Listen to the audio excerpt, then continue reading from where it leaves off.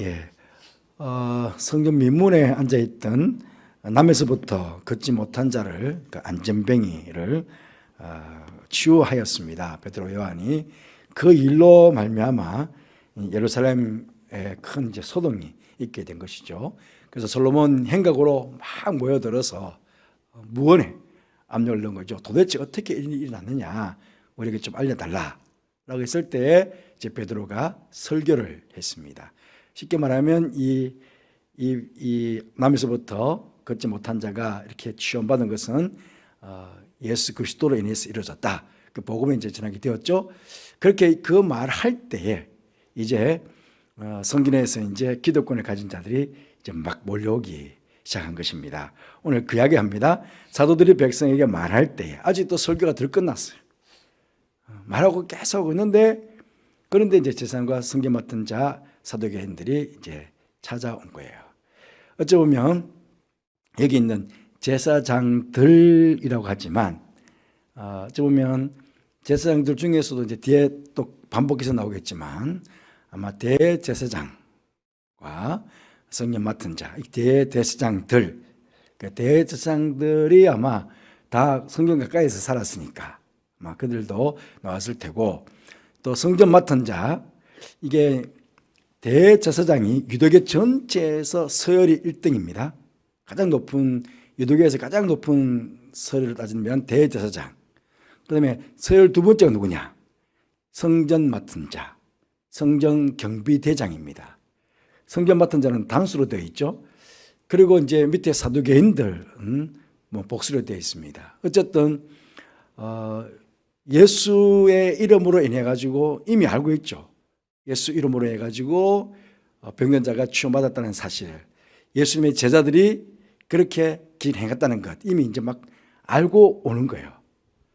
알고 와서는 이 이제 새 부류가 어찌 보면 그때 그 당시에 가장 기득권, 이 종교적인 이득을 가지고 또 로마인들과 또 좋은 관계를 맺고, 그러면서 정치, 경제, 사회 모든 면에 있어서 이득을 취하고 있는, 기득권을 가지고 있는 그런 세력이다, 그렇게 볼 수 있습니다. 그런데 성전 맡은 자가 단수입니다. 혼자 이제 막 온 거예요. 다른 사람들은 같이 어찌 보면요, 종교계와 어떤 사두개인들은 지금으로 말하면 귀족들이라고 할 수 있습니다. 그러니까 귀족들을 같이 다 거느리고 이 성전 맡은 자가 데리고 왔을 확률이 많다, 그렇게 봅니다. 왜냐하면 이 성전 맡은 자 자칫 잘못하면 이 성전 맡은 자에게 화살이 집중될 수 있거든요. 왜 당신이 성전을 제대로 경비 못 해가지고 저렇게 제자들이, 예수의 제자들이 그렇게 솔로몬 행각에 와가지고 저렇게 복음을 전하고 그 성전에서 병든 자들 치유하고 그렇게 왜 방치하고 그냥 내버려 뒀느냐, 그렇게 이제 혼을 날 수가 있잖아요. 그러니까 성전 맡은 자가 이 제사장들과 사두개인들을 같이 거느리고 그렇게 왔을 확률이 있다, 그렇게 이제 볼 수 있습니다. 어쨌든 이 지금 많은 사람들이 이 솔로몬 행각에 모였으니까 성전의 경비를 맡은 대장으로서는 이게 굉장히 예민한 상황이 되지 않겠습니까? 그 법과 치안을 유지하고 있으니까 그 성전 안의 전체를. 여러분, 그때 그 당시에 이 성전 맡은 자 이들의 권한은 대단했습니다. 어떻게 대단했느냐? 이방인과 유대인 사이에 경계가 있습니다. 그죠? 성전 안으로 이방인들이 못 들어옵니다. 또 남자와 여자 사이에 경계가 있습니다. 그런 경계도 다 이 성전 맡은 자와 그 밑에 레위인들, 이 모두가 다 레위인들입니다. 레위인들이 철저하게 관리합니다. 그래서 조금만 어긋나면 돌로 쳐 죽일 만큼 그렇게 강력한 권세를 가지고 있었습니다. 그런 자들이 이제 제자들이 솔로몬 행각에서 많은 무리들을 지금 앞에 놓고 이야기하고 있으니까 자칫 잘못하면 큰일 날 수 있거든요. 그러니까 이제 자기들의 기득권을 지키기 위해서라도 더 그렇게 날을 피웠다, 그렇게 볼 수가 있겠습니다. 그런데 여기 이제 사두개인들이 나와요. 사두개인들. 그 사두개인들을 우리가 잘 들어봤겠지만요, 당장은 왜 사두개인들이 먼저 나섰느냐 하는 것이 굉장히 중요하잖아요. 보통은 예수님 당시에는 사두개인들이 거의 많이 나서지 않았습니다. 누가? 거의 바리새인들이 덤벼들었죠. 바리새인들이 덤벼들었는데 지금 이 순간에는 지금 사두개인들이 나왔습니다. 이유는 어찌 보면 정치적으로 경제적으로 막강한 실권을 가지고 있었던 무리들이 이 사두개인들입니다. 그러니까 완전히 귀족층이죠. 귀족층. 로마와 친밀한 관계를 유지하고 있었던 거죠. 그러니까 아주 경제적으로도 부유한 귀족들. 그런데 이들이 지금 뭘 부정을 하냐면요, 몸의 부활을 부정합니다. 영혼의 불멸성, 천사의 존재, 어떤 하나님의 섭리하심, 예정하심에 대해서도, 또 인격적으로 메시아가 인간의 몸을 입고 출현한다는 사실조차도, 그 성경도 모세 5경 외에는 성경으로 인정하지 않는 이런 사람들입니다. 그런데 지금 가장 심각한 문제가 뭡니까? 지금 제자들이 부활하신 예수님을 지금 자꾸 증거하고 있거든요. 이 사두개인들은 철저하게 지금 예수님의 부활에 대해서 믿지 않는데, 몸의 부활에 대해서 믿지 않는데, 아니 저 제자들이 와서는 계속 예수가 부활했다고, 그 부활하신 예수님에 의해 가지고 지금 이 병자가 취원받았다고 그렇게 지금 전하고 있으니까, 그러니까 누구보다 지금 심각한 거예요. 왜냐하면 만약에 예수님이 부활한 것을 공공연히 인정하게 된다면 이 사두개인들은 완전히 매도를 당할 수 있잖아요. 왜냐하면 몸의 부활은 없다, 천사도 없다, 메시아가 인간의 몸을 입고 있어 없다, 다 부정했는데, 그런데 지금 인간의 몸을 입고 온 그 예수가, 또 자기들이 죽인 그 예수가 부활해가지고 이 역사를 이루고 있으니까, 그러니까 지금 이게 전체 놓고 보면 자기들이 완전히 자기들이 지금까지 주장해왔던 모든 것들이 다 부정당하게 되니까, 그래서 더 혈안이 돼가지고 찾아올 수밖에 없었던 것이죠. 그래서 이들이 지금 제자들이 뭐냐면 예수 안에 죽은 자의 부활이 있다고 백성을 가르치고 전함을 싫어했다. 그러니까 죽은 자의 부활이 있다라고 가르치는 것, 또 전함을 가장 싫어하는 것, 바로 제사장들과 사두개인들. 왜냐하면 어쩌면 제사장들도 종교 지도자들로서 예수님을 신선 모독죄로 몰아가지고 죽였으니까, 어쩌면 예수님의 부활했다는 것 자체가 가장 싫은 거예요. 제사장들도 그렇고 사두개인들도 그렇고. 그래서 가르치고 전함을 싫어했다. 이 가르치는 건 뭐냐면, 지금 성전이잖아요. 성전. 그 성전에서 누가 가르칩니까? 제사장들이 인정한 랍비들이, 원래 그들이 고유 권한입니다. 성전에서 특히나 솔로몬 행각이든 그 안 행각이든 거기에서 가르칠 수 있는 사람들은 성전 안이니까 제사장들이 인정해 준 랍비들이 말씀을 가르칠 수 있는데, 그런데 지금 제자들이 가르치고 있잖아요. 고유 권한도 없는 사람들이야. 그러니까 가르치는 게 싫은 거예요. 왜 너희들이 여기서 가르치느냐? 누구의 권세를 가지고, 누구의 허락을 받고, 이제 그렇게 이제 나가게 되는 거죠. 또 전함을 싫어했다. 가르치면 내용이죠, 내용. 싫어하는 것 자체가 가르치는 것도 싫고, 전하는 내용도 싫은데, 그 내용이 바로 예수님께서 부활하셨다. 부활하신 예수님께서 그 능력으로 시험받았다고 하니까 계속 예수님께서 부활하셨다. 바꾸면 너희들이 십자가에 못 박아 죽인 그 예수를 하나님께서 살리셨다. 그러니까 이제 정확하게 나눠지는 거죠. 제자들, 제사장들, 성경 맡은 자, 사두개인들은 모두 무엇입니까? 죄인들은, 악한 자들이니까. 왜? 당신들이 십자가에 못 박아 죽인 그 사람이 지금 살아나가지고 부활하셔가지고 그 사람의 이름으로 지금 이 사람이 지금 취원받았다. 그러니까 극명하게 자꾸 대비를 시키는 거예요. 그러니까 계속 지금 이 자들은 예수를 십자가에 못 박아 죽인 악인들로 계속 정죄를, 지금 제자들이 무언중의 설교 속에 계속 지금 정죄를 하고 있는 거예요. 그러니까 듣기가 얼마나 싫었겠어요. 막 여기 지금 싫어하여라고까지 제가 빨간 선을 꺼놨는데요. 이게 싫어한다는 말은 좀 원어적인 의미로 보면요, 막 몸이 부들부들 떨려가지고, 몸이 부들부들만 떨어가지고 막 그냥 주체할 수 없는 그런 미워하는 감정, 이런 감정이 여기 포함되었다는 거예요. 얼마나 미웠으면 얼마나 싫어한다 하는 것들을 보여주게 됩니다. 그래서 이제 가르치지 마라. 그러면 이제 잡은 거죠. 왜냐하면 그들은 밤이 지나가면 안 되거든요. 그런데 오후 3시, 그러니까 9시 기도 시간에, 9시 기도 시간에 가다가 만났잖아요. 9시 기도 시간이니까 오후 3시예요. 오후 3시, 오후 6시만 밤이야. 하루가 끝나요. 그렇기 때문에 아무것도 못해. 해가 지면. 그 전에 이제 일이 일어나는데, 그러니까 오후 3시에 안전뱅이가 취함받고 사람들이 다 놀라가지고 지금 솔로몬 행각에 모여가지고 지금 이야기를 듣고 있는 그 상황이거든요. 근데 벌써 3시간은 금방 지나가잖아요. 그래서 이제 이 사람들이 더 이상 어쩔 수 없어가지고 그냥 딱 잡아가지고는 감옥에 가두게 됩니다. 감옥에 가두게 되고 그 이튿날. 그런데 보면 말씀을 들은 사람 중에 믿는 자가 많으니 남자의 수가 약 5천이나 되었더라.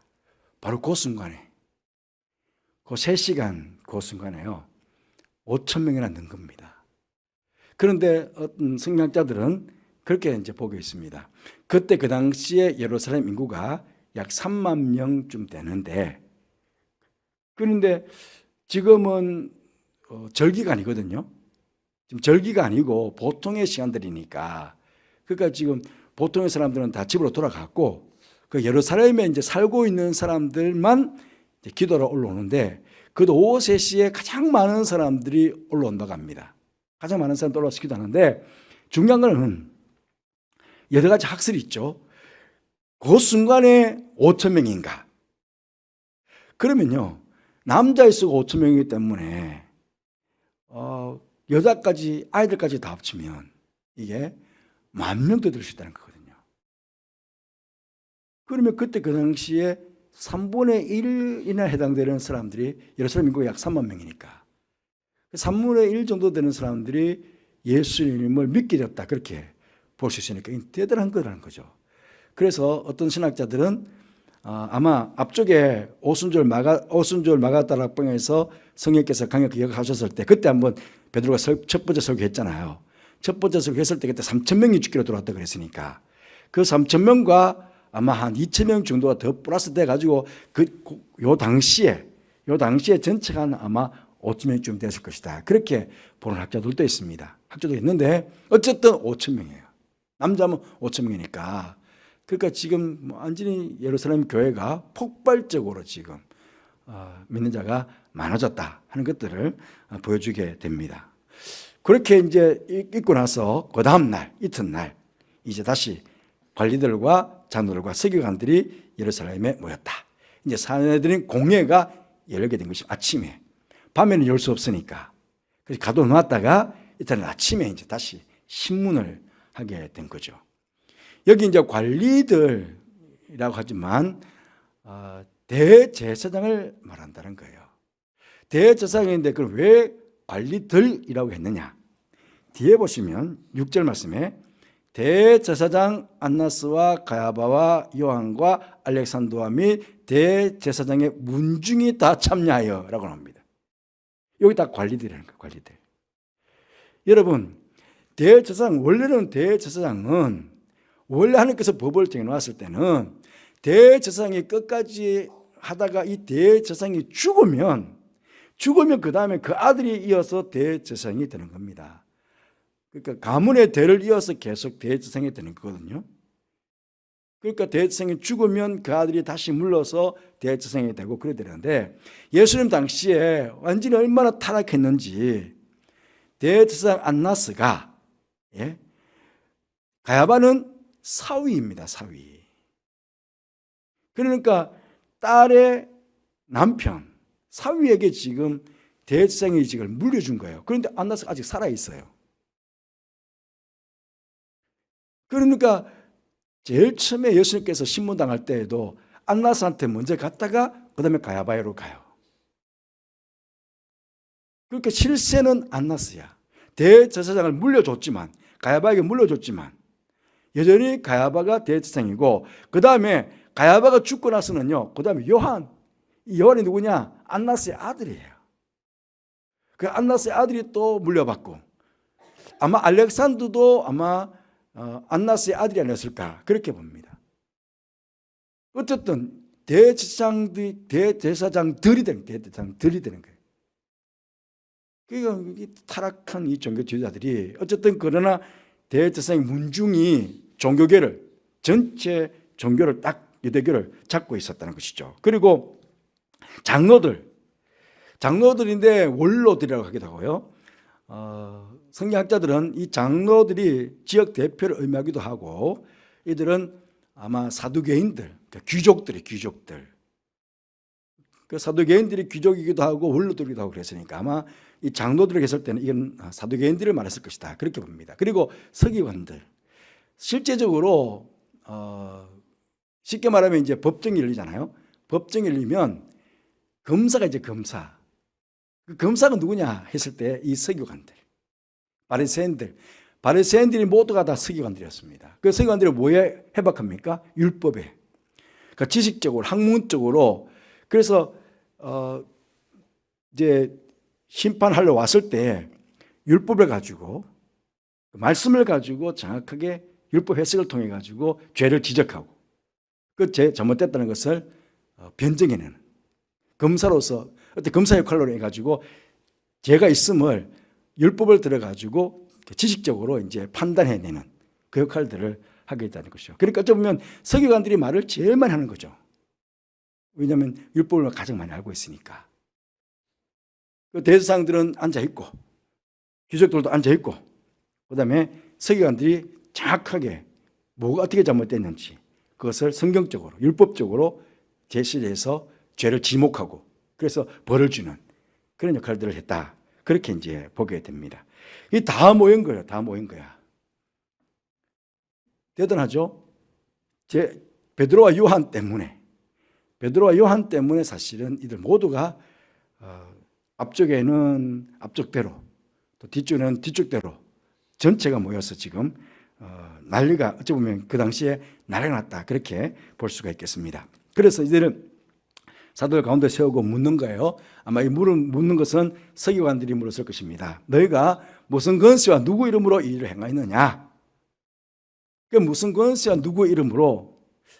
지금 이 대제사장들이나 이 사두개인들이나 이 바리새인들은 이제 얘들이 지금 날 때부터 안전병기를 고쳤지만 저 행위가 틀림없이 거짓 선지자를 통해 가지고 거짓 선지자의 역할들, 또 예수님께서도 왜 막 병자 고칠 때 누구 권세로 이렇게 병자를 고쳤느냐? 그러니까 뒤에 누구는 저 귀신을 힘입어서 병자를 고쳤다.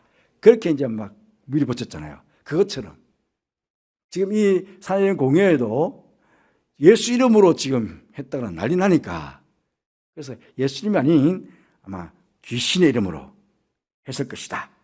맞지? 그러니까 그런 쪽으로 성경에 보면 거짓 선지자가 계속 일어난다고 그랬으니까 하나님 이름이 아니고 하나님의 권세가 아니고 하나님이 주신 권세가 아니고 악한 영이 준 권세를 가지고, 그러니까 거짓 선지자 아닙니까? 그렇게 해서 이들을 옆으로 자꾸 이제 거짓 선지자고 또 바알세불 귀신의 악령을 힘입어 가지고 이 병자를 살려냈다. 그러면 이게 만약에 정확하게 이제 법이 이제 제목이 딱 드러나면 이게 사형입니다. 왜냐하면 유대교에서 거짓 선지자는 돌로 쳐 죽여야 되거든요. 귀신을 힘입으면 돌로 쳐 죽여야 되거든요. 그러니까 사형감이에요, 사형감. 그래서 문중에 지금 베드로와 요한을 그런 식으로 좀 몰아가려고, 무슨 권세로, 누구의 힘으로, 그 예수님을 신성 모독죄로 막 몰아갔듯이 그렇게 몰아가려고 했던 것 같습니다. 그런데 베드로가 딱 그 이야기를 받고는 네 가지의 답변을 합니다. 성령에 충만해져 가지고 지금 답변을 하거든요. 그러니까 성령의 지혜가 얼마나 대단하냐 하는 것이죠. 그래서 안전병의 치유는 첫 번째로는 착한 일이었다는 걸 먼저 합니다. 만일 병자에 행한 착한 일에 대하여 이 병자가 어떻게 구원을 얻었냐고 이렇게 묻는다면 이라는 말 속에 아직 대답 안 했잖아요. 그죠? 무슨 권세와 누구 이름으로 했느냐 물으니까 만일 이 병자에게 행한 착한 일에 대하여 어떻게 구원을 얻었냐라고 묻는다면, 그런데요, 그렇게 묻는다는 속에 벌써 그 사람들 속에 아주 정죄하는 말들을 이 베드로가 딱 담고 있는 거예요. 뭐냐면 착한 일이잖아요. 지금 산헤드린 공회는 뭐하고 있습니까? 악한 일을 하고 있는 거예요. 착한 일을 한 베드로와 그 사도들을 지금 어쩌든지 몰아가지고, 나쁜 쪽으로 몰아가지고 지금 악한 일을 행했다고 몰아가려고 지금 그래요. 그러면 누가 지금 악한 일을 하고 있습니까? 지금 산헤드린 공회가 지금 악한 일을 하고 있는 거예요. 왜? 얘들은 지금 착한 일은, 사도들은 지금 착한 일을 하고 있었잖아요. 그러니까 당신들은 악합니다, 우리가 착한 일 했는데 굳이 그걸 말할 이유가 없어. 착한 일 했다고, 착한 일을 했다는 그 말 속에 이미 정죄하고 있는 거예요. 지금 산헤드린 공회, 당신들 지금 착한 일을 한 우리들을 지금 정죄하고 있으니까 당신들이 악하다고 이미 그 속에 이미 담고 있는 거예요. 착한 일, 선한 일. 안전병이한테 우리가 뭔 해를 끼쳤느냐는 거예요. 그죠? 안전병이가 우리 때문에 혹시 불이익을 당했느냐, 나쁜 일을 당했느냐, 악한 일이 되었느냐? 아니잖아요. 그 착한 일 자체가, 일을 쓰는 것 자체가 착한 일이었고, 우리도 마찬가지. 그 안전병이가 일을 쓰게 만드는 선한 일로 그 악한 자를 위해서 우리가 섬겼다는. 그게 뭐가 있느냐, 문제가 있느냐라는 거 하나. 또 하나는 어떻게 구원을 얻었냐고 그렇게 합니다. 지금 바리새인들이나 사두개인들이나 대제사장들이 제가 왜 구원을 받았느냐 묻지 않았어요. 그죠? 그런데 지금 이 베드로와 요한은, 이 사도들은요, 이 안전병이가 구원, 이게 일어선 것에 대해서 육체적인 치유뿐만 아니고 영적인 구원까지로 가지고 들어가는 거예요. 묻지도 않은 이야기까지 같이 하는 거예요. 그러니까 이 구원 속에는 이 안전병이가 육체적으로 일어서게 되었다는, 치유받았다는 것도 있지만 영적으로 죽은 죄인이 살아난 거예요. 예수님 때문에. 그래서 지금 구원의 문제를 딱 갖다 내미는 거예요. 묻지 않은 물음까지 딱. 당신들은 구원주로 오신 메시아를 죽였지만 그 메시아가 이 지금 안전병기를 구원했다까지. 그거 얼마나 지혜로운 대답이에요. 그들이 물으니까 무슨 것을 하느냐, 무슨 이름을 했느냐 물으니까 그 대답 자체를 굳이 대놓고 막 싸우듯이, 논쟁하듯이 그렇게 덤벼들지 않고 그냥 성령이 주신 지혜를 가지고 내 말을 하는 거예요. 내 말하는 것 속에 저들을 완전히 정죄해버리는. 얼마나 지는지 몰라요. 우리는 보통 막 논쟁하다 보면 막 싸우잖아요. 말로 막 싸우잖아요. 그런데 지금 싸우지 않아요. 이게 성령의 지혜인 것 같아요. 싸우지 않는데 완전히 쉽게 말하면 박살내버리는 게 한쪽을. 그 두 번째로도 그렇게 너희가 십자가에 못 박고, 너희가 십자가에 못 박고, 못 박은 건 너희인데, 그런데 하나님의 죽은 자 가운데서 살렸었다. 딱 대조를 시키는 거예요. 그거 맞잖아요. 십자가 못 박은 거 맞잖아요. 대제사장들과 서기관과 바리새인들이 십자가 못 박은 거 맞잖아요. 자기들이 신선 모독죄를 시켜가지고 신선 모독죄로 제목을 씌워가지고 못 박은 거 맞잖아요. 정확하게. 있는 사실 그대로 말하는 거예요. 하나님의 죽은 자 가운데서 살리신, 이것도 하나가 뭐냐면 나사렛 예수 그리스도 이름으로. 나사렛 왜 냈을까요? 뭐 나사렛에서 선한 것이 나와. 지금 대제사장들이나 서기관 바리새인들이나 사두개인들은 수도인 예루살렘에서도 가장 귀족이에요. 예루살렘에서도 가장 귀족들이야. 그런데 나사렛은 저 전방에 완전 이방인 취급받는 나사렛 지역이에요. 그러니까 나사렛 예수 그리스도, 인간적으로 보면 잽이 안 되죠. 완전 귀족들하고 완전 천민이니까. 너희들이 천민 취급하는, 이방인 취급하는 그 나사렛에서 있었던 예수 그리스도 이름이 이 사람을 건강하게 했다. 그러니까 굳이 당신들이 말이 귀족이고 뭐고 천하게 이겼는 저 사람 굳이 그렇게 말 안 했어요. 그런데 그 말 뉘앙스 속에 이미 다 포함되어 있는 거예요. 그러니까 하나님께서 얼마나 큰 죄를 주셨는가. 예수 이름으로 걸었다.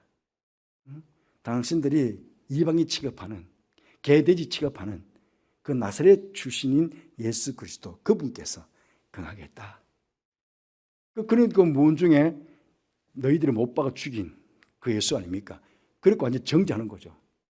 너희들 악한 자였더라고. 악한 자라고 말하지 않았지만은 악한 자라고 완전히 정죄해버리는 그런 말을 하게 되는 것입니다. 그리고 하나님이 살리셔서 모퉁이 돌이 되셨다. 이 예수는 너희가 건축자들의 버린 돌로서 지 모퉁이의 머릿돌이 되었다. 예, 건축자의 버린 돌, 쓸모없다고 버렸다. 당신들이 쓸모없다고 예수 십자가 못 죽였잖냐. 그죠? 건축자들이 버린 돌. 그러니까 너희들이 쓸모없다고 버렸잖냐. 예수를 죽였잖냐. 아무짝에 쓸모없으니까 그걸 죽여버렸잖냐. 그런데 하나님께서 집 모퉁이의 머릿돌이 되게 하셨다. 이게요, 구약에도 계속 반복되는 내용인데 뭐냐면요, 하나님께서 이방의 강대국들이 조그만 유대 땅 이스라엘 나라 정말 버린 돌처럼 그냥 강대국들이 끊임없이 공격해 왔잖아요. 끊임없이 공격하면서 짓밟아 버렸던 그런 나라가 이스라엘 땅이에요. 그런데 하나님께서 전 세계를 구원할 수 있는 나라로 하나님께서 이스라엘을 삼았어요. 모든 강대국들이 쓸모없는 나라라고 그냥 짓밟아 버렸는데, 그런데 그 나라를 하나님께서 선택하셔가지고 천하 만국을 구원하는 제사장의 나라로 이스라엘을 삼으셨다는 거예요. 이게 구약에 흐르는 건축자의 버린 돌이 집 모퉁이의 머릿돌이 되었다는 그 의미거든요. 그 의미를 그대로 가져온 거예요. 너희들이 쓸모없는 자라고, 건축자 누굽니까? 유대 종교 지도자들. 너희들이 버렸는데, 그런데 하나님께서 집 모퉁이의 머릿돌이, 그러니까 집 모퉁이 돌 그렇게 말했습니까? 우리는 주춧돌이라고 그러는데요. 주춧돌이라고 그러는데 이스라엘 집은 집을 지을 때 이렇게 사각으로 이렇게 벽과 벽을 지으면 여기 중간에 큰 돌을 놔가지고 이렇게 집을 짓는다는 거예요. 우리는 중간에 주춧돌을 놓고 하는데, 그러니까 이게 좀 이스라엘은 이게 주춧돌인 거죠. 집 모퉁이 요 사이사이, 벽과 사이사이 딱 이렇게 됐을 때, 그 여기에다가 건축자가 이름을 거기다가 쓴다는 거예요. 우리 교회도 머릿돌 있지 않습니까? 머릿돌에다가 몇 년 며칠 이렇게 써놨잖아요. 그것처럼 건축자가 머릿돌에 이름 쓰는데, 그러니까 예수 그리스도 이름이 거기 있다는 거예요. 너희들은 버렸지만 하나님께서 머릿돌이 되게 하셨다. 하나님을 살리셔서 모퉁이 돌이 하셨던 그 예수님께서 그 병자를 구원했다. 그 당신들이 버린 예수다. 버린 예수가 결국은 모퉁이 돌에 해가지고 구원해주었다. 그렇게 말하고 이어서 예수님을 통해서만 구원을 받을 수 있다. 예수님을 통해서만, 오직 예수님에 의해서만 치유와 구원이 함께 일어난다. 다른 이로서 구원을 받을 수 없다고 말합니다. 좀 전에 말했지만 지금 종교 지도자들은 구원에 대한 이야기들을 묻지 않았어요. 바리새인과 서기관들, 사두개인들, 제사장들은 제가 왜 어떻게 구원받았냐고 묻지 않았습니다. 그런데 지금 이 제자들은요, 구원의 문제를 가지고 딱 올라와요. 유대교회는 구원이 없잖아요. 그런데 지금 다른 이로서는 구원을 받을 수 없나니 천하 사람 중에 구원받는 자는 우리에게 주신 일 없다. 오직 예수님만 주었다. 오직 그 메시아 그분에게 주셨다고 오히려 복음을 그냥 확 찔러버리는 거예요. 그럼 뭐 대답도 못할 정도로. 그러니까 이런 지혜가 어디서 왔느냐? 성령께서 주신 지혜인데, 예수님께서 그러셨잖아요. 예수님께서 마지막에 이제 돌아가시 전날 밤에 제자에게 쭉 말씀하면서 분명히 너희들이 핍박을 당한다, 환난을 당할 거다. 그런데 분명히 하나님께서 너와 함께 하실 것이고 너희 입에 말을 담아줄 거다. 그러니까 두려워하지 말아라, 염려하지 마, 걱정하지 말아라. 분명히 너희들은 가는 곳에 핍박이 있겠지만은, 그러나 하나님께서 내 입에다 말을 담아줄 거다. 그러니까 복음을 전할 때 우리는 두렵지만 걱정이 되지만, 그러나 성령께서 우리 가운데 지혜를 주셔가지고 담대하게 복음을 외칠 수 있도록 하신다는 거예요. 우리가 아는 것대로 제자들이 성령 받기 전에는 얼마나 오합지졸이었습니까? 겁나가 막 도망가고 그랬잖아요. 배신하고 그랬잖아요. 근데 성령 받자마자 뭐 성전 맡은 자, 뭐 종교 지도자들 다 와도 끄떡하지 않고 그냥 당당하게 뭐 굽신굽신 하잖아요. 딱 성령께서 주신 지혜를 가지고 정확하게 복음을 그들에게 전하는 모습을 보게 됩니다. 그래서 얼마나 이 귀한 일인가. 그래서 우리도 사실은 복음을 전할 때 성령을 받아야 된다. 성령을 충만해 받게 되면 성령을 통해서 성령께서 주시는 지혜가 있습니다. 그때.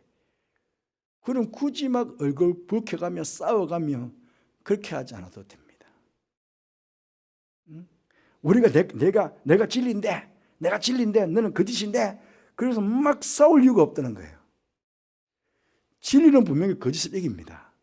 진리는 거짓을 이기지만 그러나 싸워서 이기는 거 아니거든요. 보십시오. 그냥 성령의 지혜를 가지고 있는 말씀을 그대로 그냥 하는 거예요. 감히 여러분 서기관들이 자기들이 지식이 얼마나 뛰어나다고 얼마나 교만했겠습니까? 사두개인들, 제사장들 자기들만 가장 지혜롭고 가장 지식적으로 뛰어나고 뭐 다 그랬겠죠. 그런데 이 꿀먹은 벙어리 된 거예요. 아무 말도 못하게 된 거예요. 그 비난할 말을 찾지를 못했다고 그랬어요. 비난할 말을 찾지를 못했다고 그랬어요. 그래서 정확하게 보면 병 나은 사람이 그들과 함께 쓰는 것을 보고 비난할 말이 없는지라. 병 나은 사람이 있어서도 그렇지만 예수 그리스도의 이름으로 이 사람이 병이 나았다. 예수 그리스도의 이름으로 이 사람이 구원받았다. 그거잖아요. 그런데 그들과 함께 서 있잖아요. 같이 서서. 그 비난할 말이 없는 거예요.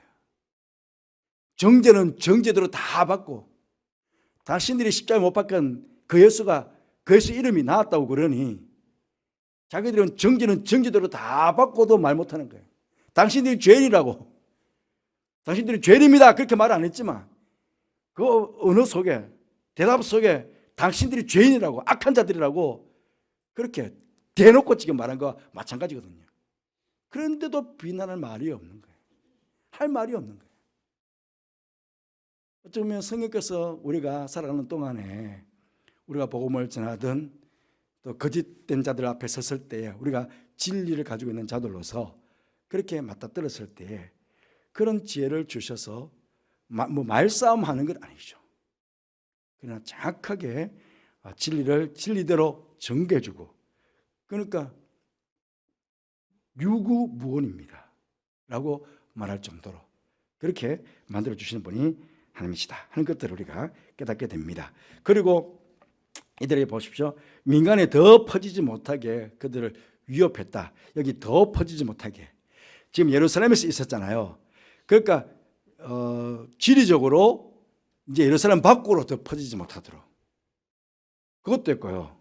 시간적으로도 요 시간에만, 요 때만 딱 여기 이야기고 끝 아니고 시간적으로 이제 계속 이제 오고 오는 모든 세대에 2000년이 지났는데 지금도 이게 막 이 말씀이 지금 우리한테 전해졌잖아요.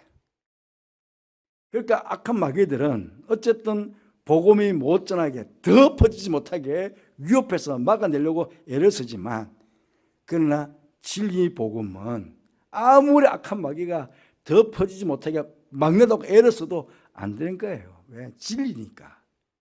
그래서 진리적으로도 퍼져나가고 시간적으로도 주님 오시는 그날까지 계속 복음은 퍼져나갈 겁니다. 이 더 퍼지지 못하게 막으려는 악한 세력을 넘어선 그런 복음의 역사가 우리 가운데 있게 되는 것이죠. 이 이름으로 아무에게도 말하지 말라고 했지만 그럴 수가 있나요? 그런데 이제 요 사례된 판결의 평가를 보면 요는 이제 그렇지만 지금 사도들이 계속 정당한 변론을 했잖아요. 당신들이 십자가 못 박아 죽인 그 예수를 하나님께서 살리셨고 그 예수의 이름이 이 사람을 구원했다. 그게 변론이에요. 변론 따져보면. 그런데 그 변론은 쌍그리치 무시하는 거예요. 물어놓고는 대답을 했는데 그 대답을 완전히 무시해버리니까 이건 불공정한 재판이죠. 어쨌든 보면 정인도 있고 또 어째 보면 그 사도들 자신이 변호한 거, 자신들 변호한 거잖아요. 그 변호한 것에 대해서 그러면 그걸 받아줘야 하잖아요. 근데 완전히 그걸 무시해버리니까 불공정한 재판이고, 또 그렇게 산헤드린 공회에서 열었을 때는 그럼 정확하게 뭐가 잘못됐는가 법을 이야기하죠. 법을.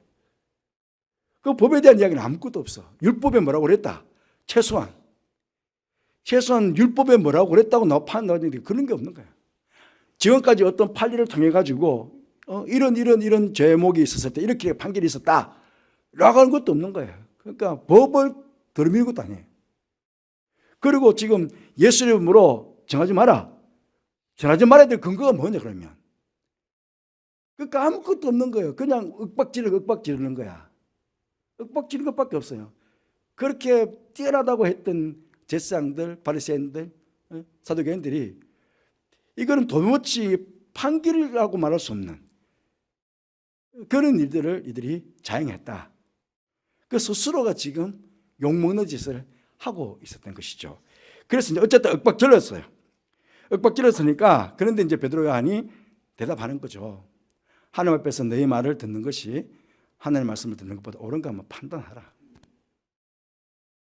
그러니까 인간을 두려워하지 않는 존재가 된 거예요. 하나님을 두려워하는 존재가 된 거예요. 전에는 인간들을 두려워했는데 인간들이 두렵고 인간들이 무서워서 그렇게 도망도 가고 예수님 부인도 하고 그랬는데 이제는 이게 바뀌어진 거예요. 사람이 두렵지 않은 거예요. 오히려 하나님이 경외스러워지는 거거든요. 이게 바로 성령 받은 사람의 모습이 됩니다. 그래서 그들은 이렇게 이야기합니다. 우리는 보고 들은 것을 말하지 않을 수 없다. 봤잖아요. 3년 동안 예수님 따라다니면서 예수님께 행하셨던 수많은 기적들 다 봤어요. 예수님 십자가 못 박혀 돌아가시는 것도 봤어요. 예수님께서 부활하신 모습도 봤어요. 이거 봤다는 거예요. 봤어. 예. 내가 봤는데 누가 뭐랄 겁니까? 우리가 봤다는 거예요. 우리가 들었다. 쭉 같은 하나님의 말씀, 하늘나라의 귀한 말씀들을 3년 동안 들었잖아요. 산에서 산산수훈 듣기도 하고, 그 다음에 다락방에서 듣기도 하고, 갈릴리 바다에서 듣기도 하고, 수없이 많은 하나님 나라의 이야기들을 들었던 거예요. 그리고 가서 전해라. 대위임을 받았습니다. 너희는 가서 온 찬에 다니며 만민에게 이 복음 전해라. 내가 너에게 말해준 이 하늘나라의 이 말을 전하라는 거예요. 우리는 보고 들은 것을 말하지 않을 수 없다는 거예요. 그러니까 세상에 잡다한 이야기도 아니고 사술도 아니고 우리가 정확하게 3년 동안 예수님 하셨던 그 일들을 보고 그 자체를 들은 그 자체를 우리는 말한다. 그것입니다. 우리도 신의 사람 가운데 우리는 제자들처럼 직접 육신으로 예수님을 보지는 못했습니다. 하지만 말씀을 통해서 우리는 다 깨닫고 있잖아요. 성령을 통해서 다 깨닫고 있잖아요. 우리는 성령을 통해서 정말 예수님 본 것처럼 그렇게 우리는 믿고 있잖아요. 이 믿음 가지고 우리는 가는 거예요. 제자들은 직접 자기 육신의 눈을 가지고 봤지만 우리는 육신의 눈이 아니라 성경에서 주시는 영의 눈을 가지고 우리는 말씀을 통해 가지고 예수님의 사역들을 보고 있고 예수님의 죽으심과 예수님의 부활을 다 보고 그걸 우리가 어떻게 하고 있습니까? 지금 성령께서 우리 가운데 믿음을 주셔가지고 우리 믿고 가는 거예요. 그래서 그 믿음 가지고 우리는 나가서 이제 복음을 전하는 그런 제자들이 된 거예요. 제자들. 우리도 같은 우리는 사도라고 말할 수 없겠지만 우리도 제자와 같은 제자가 되어서 이 복음을 전하게 된 것입니다. 그렇기 때문에 우리도 그렇게 믿음을 가진 자들로서 사도들처럼 어떠한 시험에 굴하지 않고 담대한 믿음으로 복음을 전하게 해주시기를 기도하십시다. 우리의 복음주도 현장에도 예수님의 이름의 능력으로 치유 회복과 구원의 역사가 일어나게 해주시기를 기도하십시다. 우리 앞에 있는 여러분 앞에 있는 태신자들 여기 다 몇 개 잤습니까? 보면서 태신자 잃어버린 영혼들이 주께로 돌아오게 해주시기를 우리 결단하면서 우리가 기도했으면 좋겠습니다.